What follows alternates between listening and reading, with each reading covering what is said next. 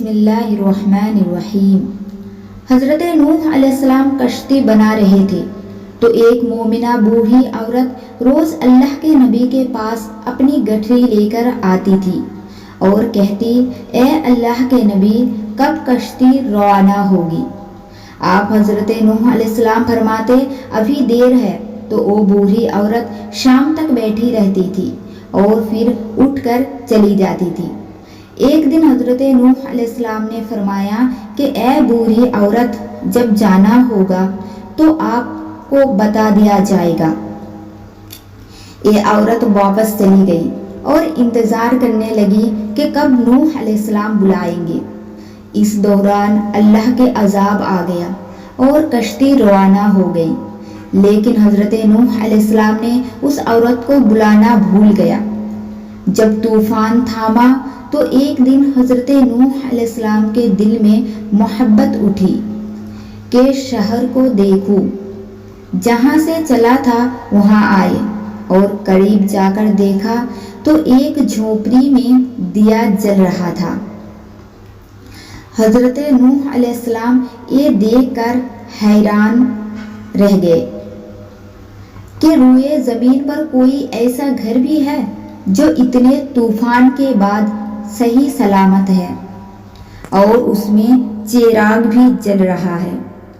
انہوں نے وہاں تکبیر الہی بلند کی تو وہ عورت سامان لے کر آ گئی اور کہنے لگی، اے نبی، کیا کشتی چلنے کے لیے تیار ہے؟ تو حضرت نوح علیہ السلام نے حیرت سے اس کو دیکھا اور کہا، سنو بوڑھیا، کیا تمہیں کچھ بھی پتہ نہیں ہے؟ وہ بوڑھی عورت کہنے لگی، یا اللہ کے نبی، مجھے کیا نہیں پتہ ہے؟ تو آپ حضرت نوح علیہ السلام نے فرمایا، اتنا بڑا سیلاب آیا، بارش آئی، تمہیں کچھ بھی پتہ نہیں چلا؟ بوڑھیا کہنے لگی، یا اللہ کے نبی، مجھے تو بس اتنا پتہ چلا کہ بس ایک دن بادل گرجے تھے اور کچھ ہلکی سی بارش کی فوار پڑی تھی۔ یہ سن کر آپ حضرت نوح علیہ السلام حیران ہو کر آسمان کی طرف دیکھنے لگے اور کہا، اے میرے اللہ، یہ سب کیا ماجرا ہے؟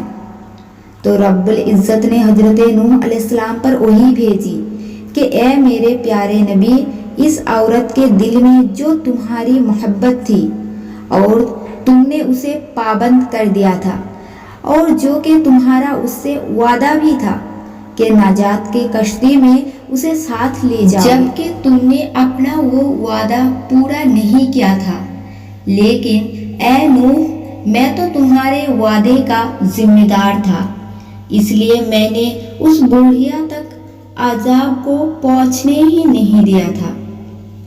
اس واقعے سے یہ سبق ملتا ہے کہ ایمان اور وعدے کی پابندی کسی کو نجات دلا سکتی ہے۔